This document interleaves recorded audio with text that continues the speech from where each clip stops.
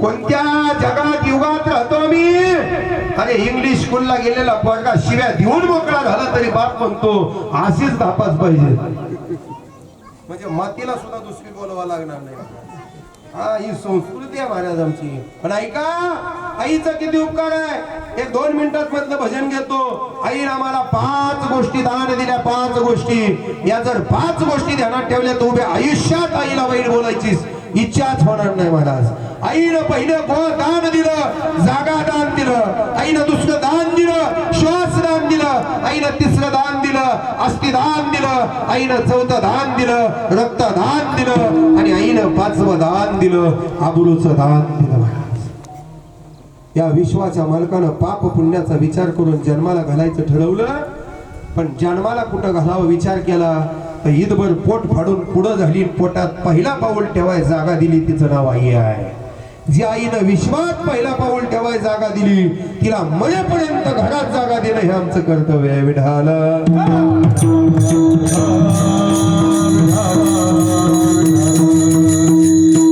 आई ज्या वेळेस बाळाला जन्म देते त्यावेळेस पहिला कार्यक्रम डॉक्टरांचा असतो, नाळ कापायचा. पण डॉक्टरांना विचारा ना, नाळ कधी कापता? सरपंच साहेब, बाळ घालल्याशिवाय डॉक्टर नाळीला कात्री लावत नाही. विचारा का? डॉक्टर म्हणते बाळ जर रडलंय नाही, नाळच कापली तर लेकरू जगणार नाही. त्याला विचारा ना, का जगत नाही? तर डॉक्टरांचं उत्तर हे, लेकरू पुन्हा 21,600 वेळा श्वास घेईल. पण पहिला श्वास आईच्या नाळातनं घ्यावा लागतो. जर पहिला श्वास घेऊन लेकरू रडलं तरच नाळ कापते. म्हणून नाही लेकरू रडलं तर डॉक्टर माथ्यावर मारतात. लेकरू रडतं, पहिला श्वास आईच्या श्वासातनं घेतं आणि मग नाळ कापली जातात. मरेपर्यंत जिनं पहिला श्वास दिला तिला शेवटच्या श्वासापर्यंत सांभाळावं म्हणाला. तिसरं दान आईनं आम्हाला कोणतं दिलं असेल ना, तर त्या दानाचं नाव आहे अस्थिदान. मोहिंजोदडो हडप्पा नावाची संस्कृती काढा. हजारो वर्षाची हाडं जमिनीत जशाच तशी मिळतात. का? आईच्या दुधाला ना माती करू शकते, ना पाणी कुजवू शकतं, ना अग्नी जाळू शकतो. माणूस पेटवल्यावर सगळं जळतं, पण आईच्या दुधापासून तयार झालेली हाडं जळत नाही. का? माँ के दूध का कर्ज और पिताजी के पसीने का मोल कभी चुकाया नहीं जाता. आईच्या दुधाचं कर्ज कधी फेडता येत नाही आणि बापाच्या घामाच्या थेंबातनं कधी उतराई होता येत नाही महाराज. ही सगळ्यात मोठं कर्तव्य आहे. आणि आमच्या आईनं मला दान दिलं, ते हे दान दिलं महाराज. कोणतं दान दिलं? अस्थिदान दिलं.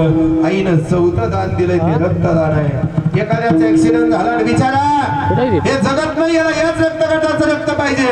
पण डॉक्टरांना विचारा, अरे आईच्या पोटात 9 महिने 9 दिवस लेकरू होतं, पण आईचा रक्तगट वेगळा होता आणि पोराचा वेगळा होता. लेकरू जगलं कसं?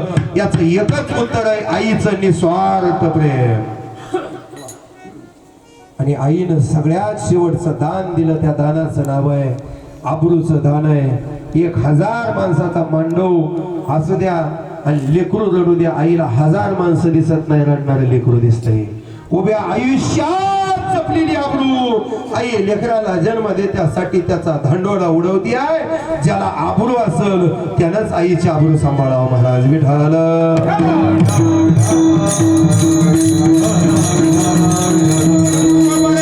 मी 5 पिढ्यापासून परमार्थ करतोय. या पिढीमध्ये देव मला न्यायला येणार आहे. वारकरी संप्रदायाचा कळच मी आहे. पण आई मला अजून कळली नाही, जिनं मरताना आपल्या सुन पुढं हात जोडून लेकरासाठी प्रेम भीक मागितलंय. त्याला म्हणावा आई, यानं म्हणावं लेकरू म्हणावं.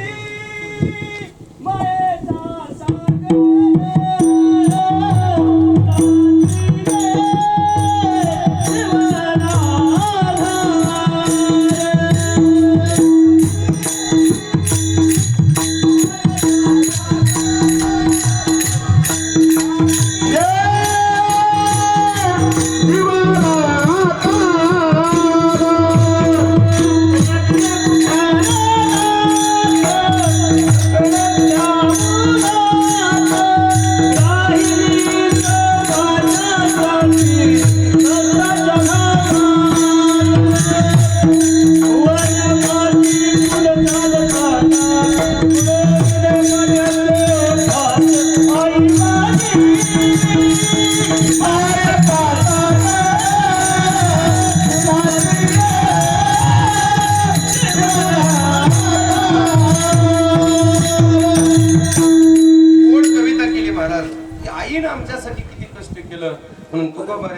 आता मातेची अवस्था काय जाणे बाळ किशी तो सकळ चिंता त्याची वारकरी संप्रदायाच्या नियमानं मधलं भजन घेऊ विठोबा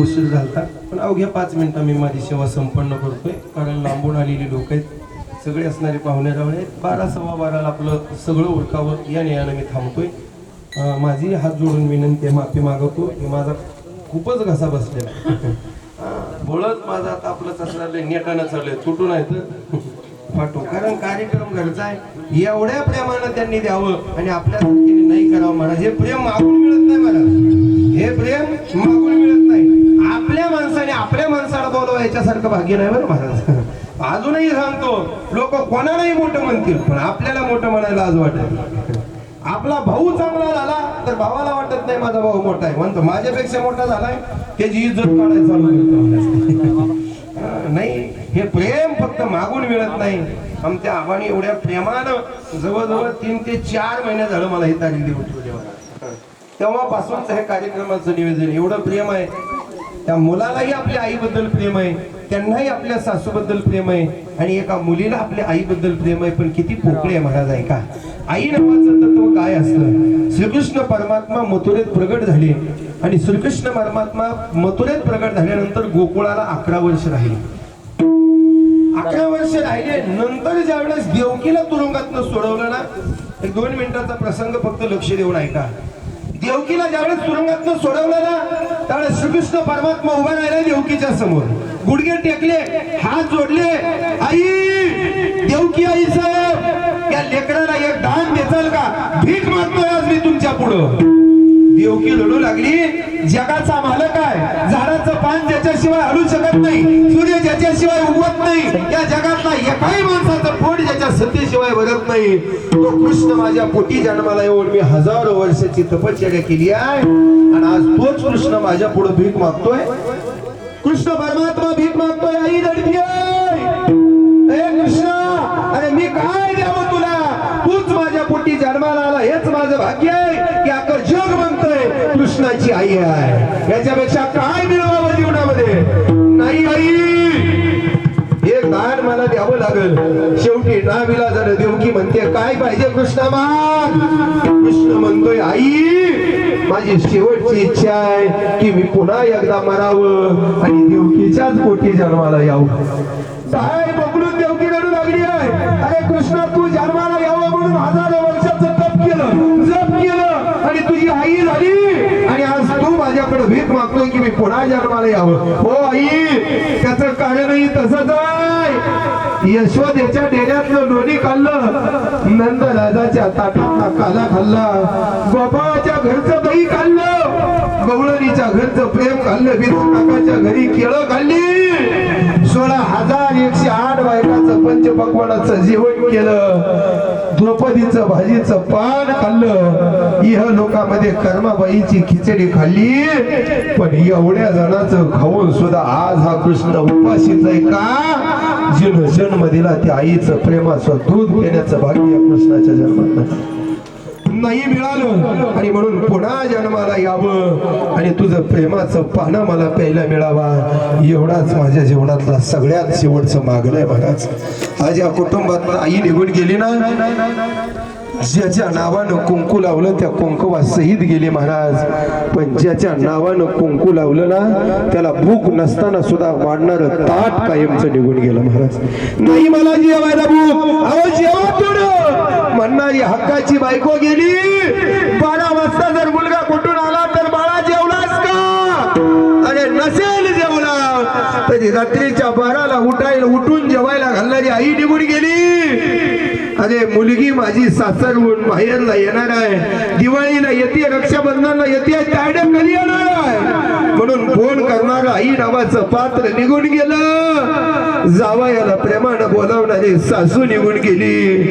इह लोकामध्ये स्वामी तिन्ही जगाचा, आई विना भिकारी आज या जगातली सगळी इस्टेट कमवली आणि गमावली तरी फोटोतली आई कपाळावर कुंकू आहे, सौभाग्य अलंकारासहित जाणं झालंय ना, ती पुन्हा भेटावं म्हणलं तर नाही भेटायची। आई लेकीकडे असायची, लेकाकडे असायची, नवऱ्यासोबत रानात असायची ना, आज लेकाच्यात आहे ना, आज लेकीच्यात आहे ना, रानात आहे। 1 वर्ष झालं धाव खाली आई, हे आई 1 वर्ष झालं तू आम्हाला सोडून गेली आहे, एक दिवस आम्ही कसा घालवतोय, एक क्षण आम्हाला तुझ्याशिवाय जात नाही। नांदायला गेलेली पोरगी आठवण करती आहे, जावई लेक आठवण काढतोय, सुनबाईला आज माहेरला जायचं म्हणलं तर विचार पडतोय, सासू असते तर 2 दिवस आगाव राहिली असती ना, सासूची आईची चप्पल आहे ना, साडी आहे ना, आईची चप्पल ना, आई घरात बसलेली आहे, आई आम्हाला कायमची सोडून निघून गेली आहे, पण आजही आम्ही तिच्याच जीवावर आनंदानं जगतोय। ऐसा परस्परे आहे जो विचार, भोपळ्याचा तार दगडाशी, ज्याची आई निघून गेली ना महाराज, त्याला आईची किंमत विचारा। म्हणून तुकोबऱ्या म्हणतात, इह लोकामध्ये आमच्या जीवनात एखादी व्यक्ती निघून गेली ना, त्याच दिवशी आम्हाला जीवनाचं मोल कळायला लागतं। म्हणून तुकोबऱ्या म्हणतात, भुजंग पोटाळी चंदनाचे अंग, निवे परी संग नोहे तैसा, तुका म्हणे करा परिसाचे परी, मज ठेवास तरी लोखंडाचे। ज्ञानेश्वर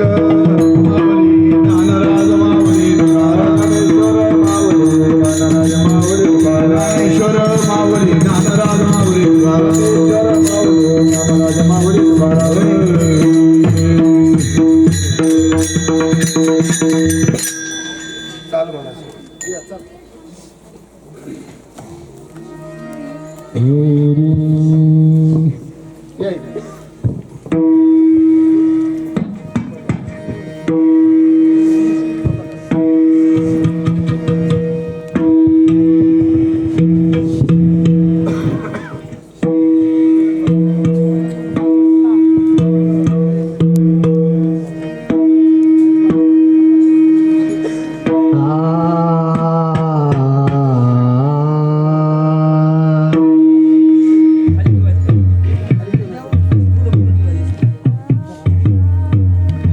तुका माने करा परिसाचे परे, तुका माने करा परिसाचे परे, तुका माने करा परिसाचे परे, तुका माने करा परिसाचे परे, तुका माने करा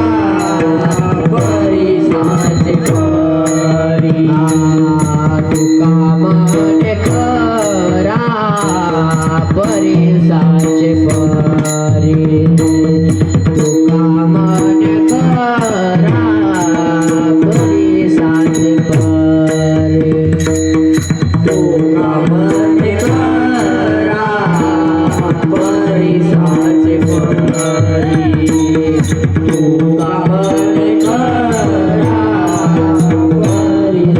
परे, मज ठेवा सरी लोखंडाचे, मज ठेवा सरी लोखंडाचे,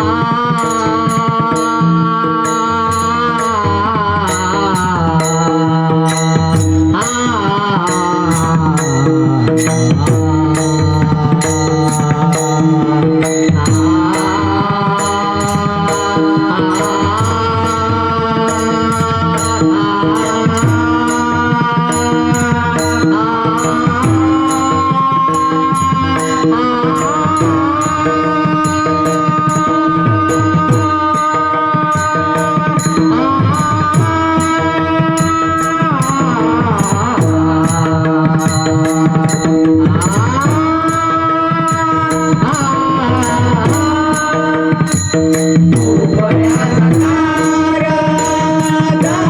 दगडासी, भोपळ्याचा तार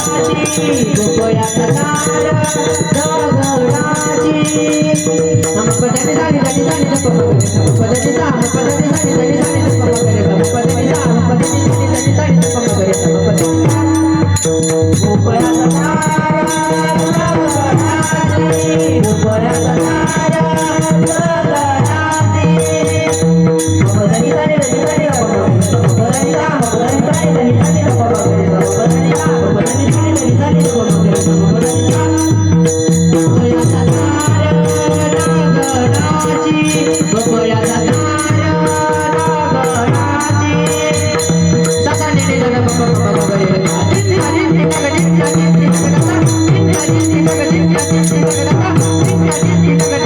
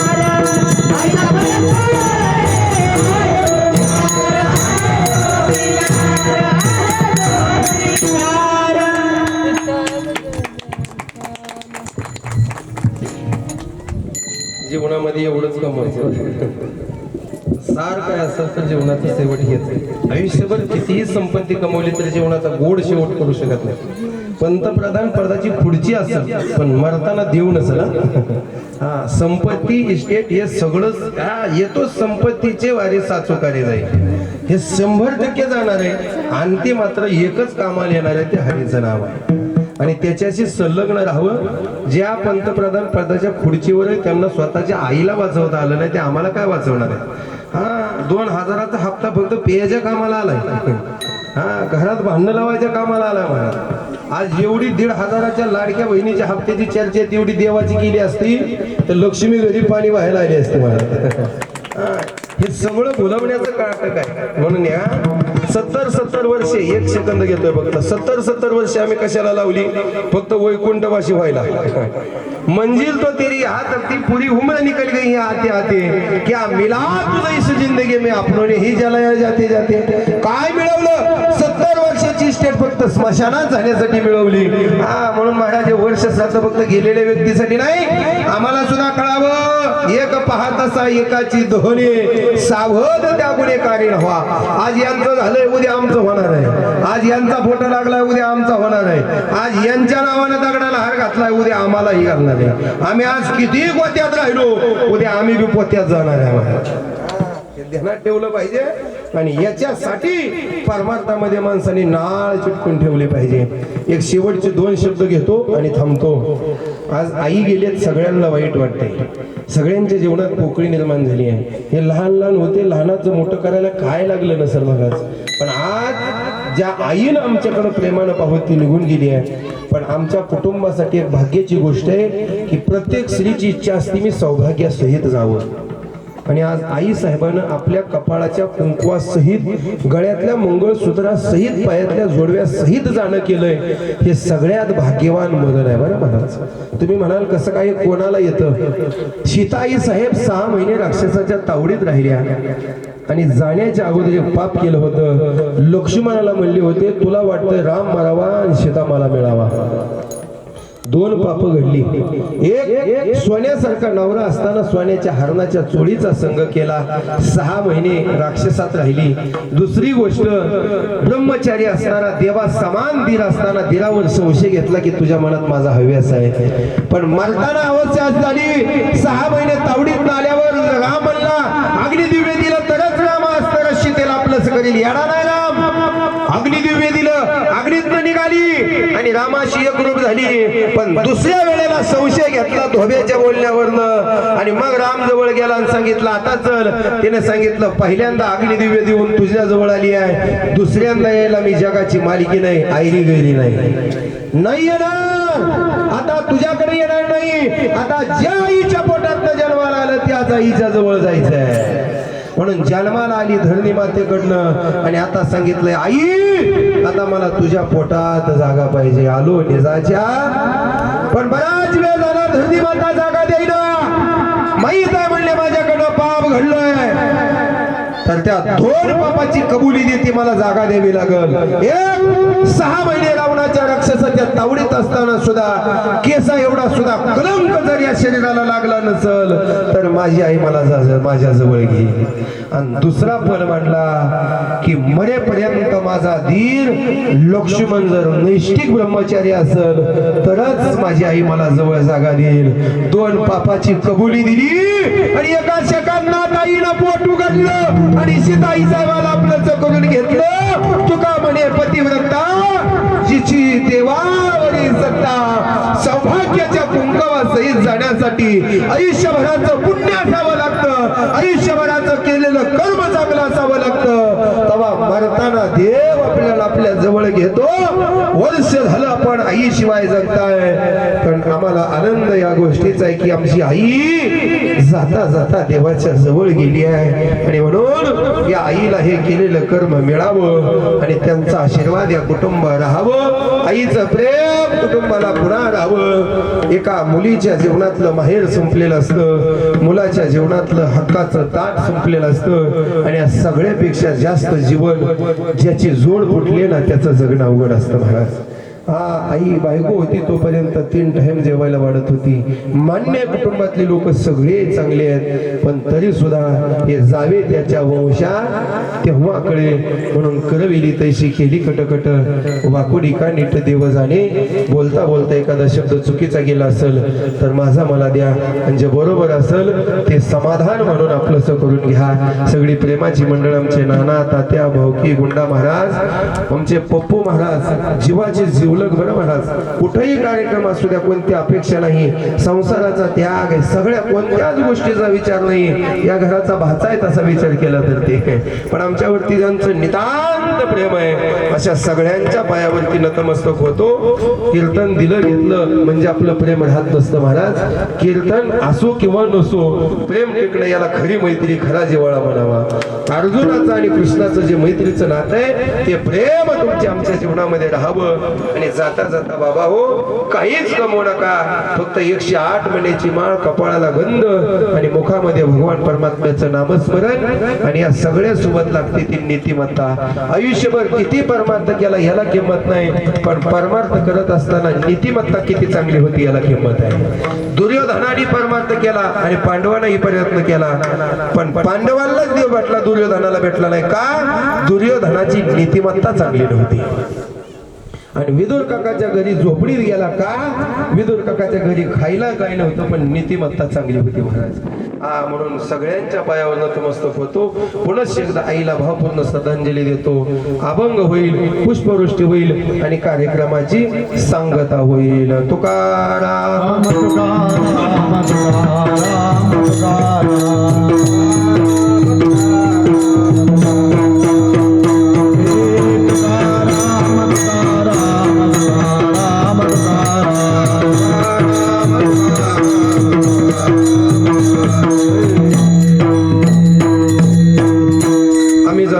आम्ही जातो तुम्ही कृपा असू द्यावी. आम्ही जातो तुम्ही कृपा असू द्यावी. आम्ही जातो तुम्ही कृपा असू द्यावी. आम्ही जातो तुम्ही कृपा असू द्यावी. सकळा सांगावी विनंती माझी, सकळा सांगावी विनंती माझी, सकळा सांगावी विनंती माझी. वाढ वेळ झाला उभा पांडुरंग, वाढ वेळ झाला उभा पांडुरंग, वाढ वेळ झाला उभा पांडुरंग, वाढ वेळ झाला उभा पांडुरंग. वैकुंठा श्रीरंग बोलावितो, श्रीरंग बोलावितो, वैकुंठा श्रीरंग बोलावितो. अंतकाळी विठू आम्हाशी पावला, अंतकाळी विठू आम्हाशी पावला, अंतकाळी विठू आम्हाशी पावला, अंतकाळी विठू आम्हाशी पावला. ओरी सहित झाला गुप्त धोका, ओरी सहित झाला गुप्त धोका, ओरी सहित झाला गुप्त धोका. वाढ वेळ झाला उभा पांडुरंग, झाला उभा पांडुरंग, वाढ वेळ झाला उभा पांडुरंग, वाढ वेळ झाला उभा पांडुरंग. वैकुंठा श्रीरंग बोलावितो, वैकुंठा श्रीरंग बोलावितो, वैकुंठा श्रीरंग बोलावितो. नली कवरधारी विठ्ठल श्री ज्ञानदेव विठ्ठल विठ्ठल